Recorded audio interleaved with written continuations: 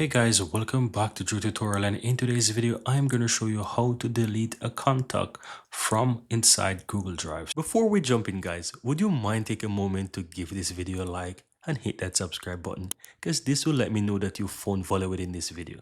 And on top of that, the biggest benefit is that you'll never miss out when I release future videos just like this one. Now let's continue. So once you're inside Google Drive, guys, let me go ahead and open up my Google Drive here.